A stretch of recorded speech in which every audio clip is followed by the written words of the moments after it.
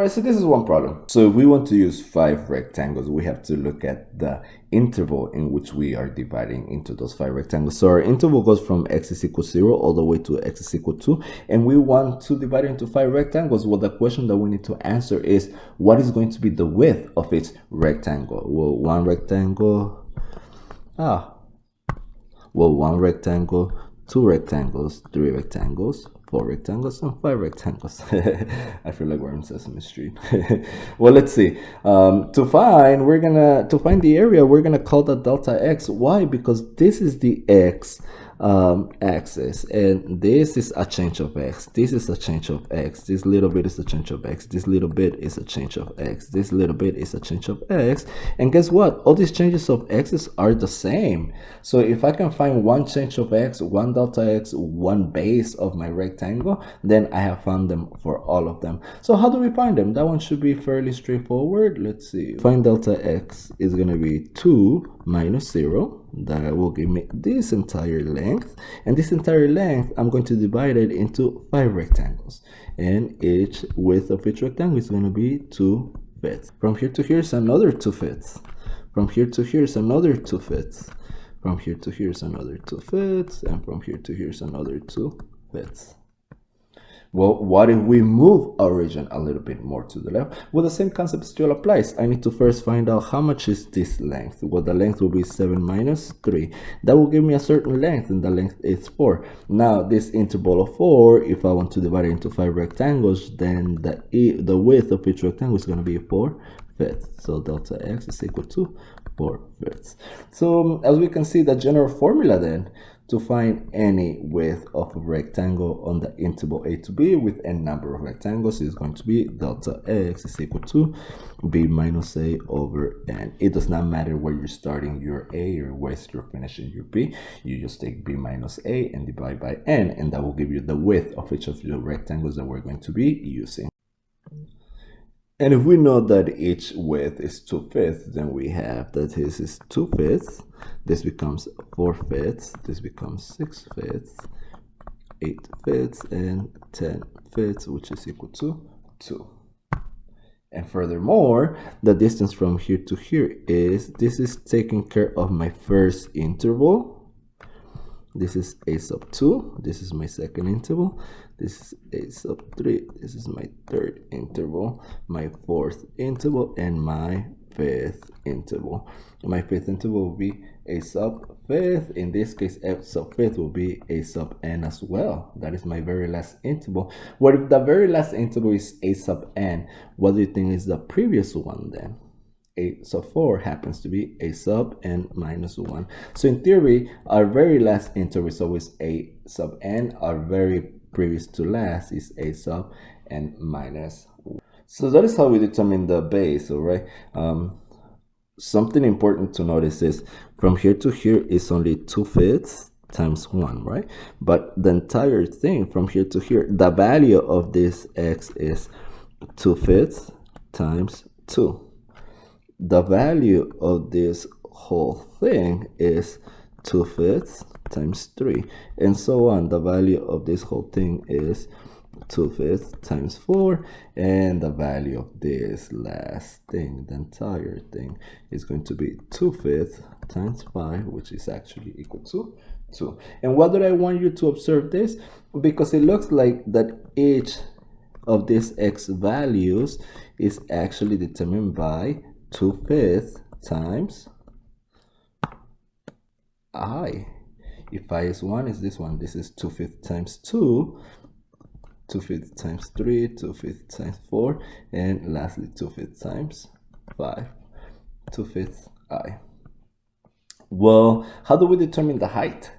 Well, the height is going to be given, let's say this is a function, this is a random function, it's not a nice parabola, but it's easier for you to see your rectangles.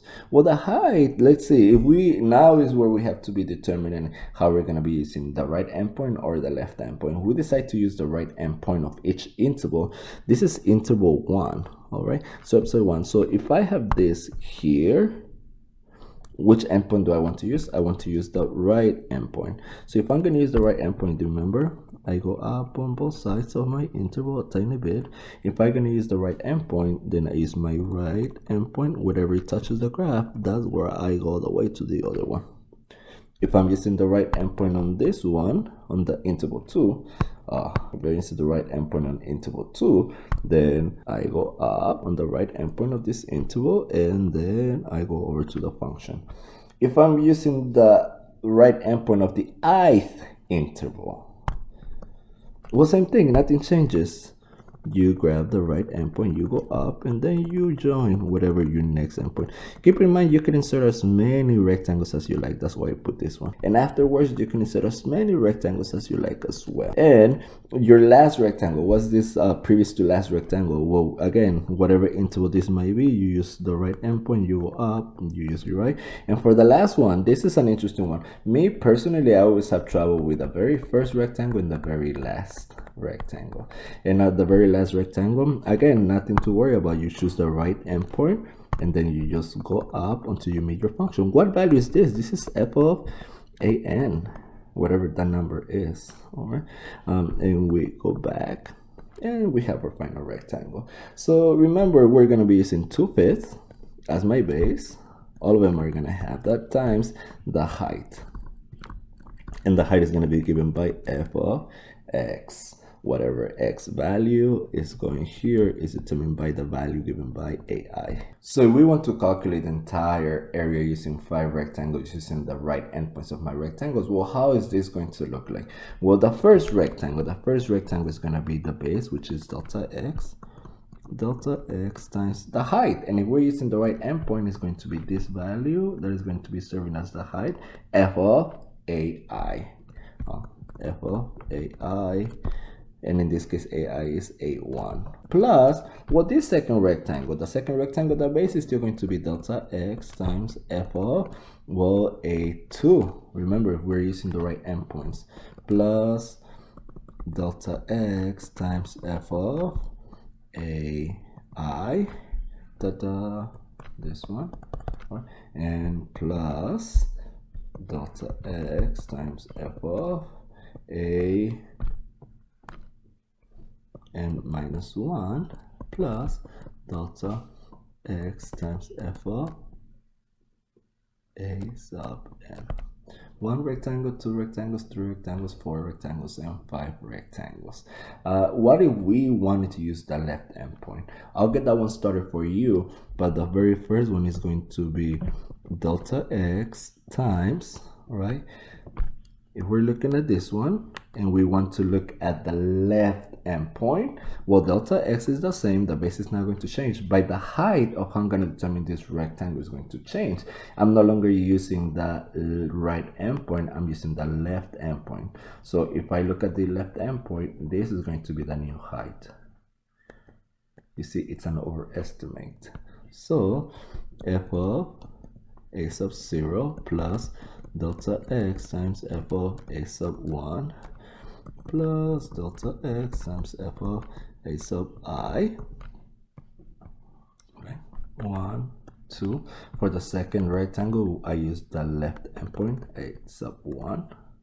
And for the ith interval, what do I use? Well, ta-da! What about for this very last rectangle? What do I use?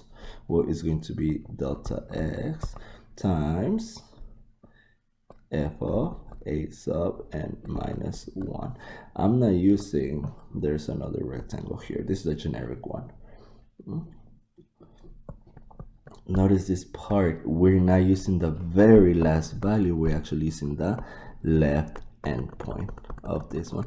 So in this case, it turned out that one left endpoint was an overestimate and the right endpoint was an underestimate.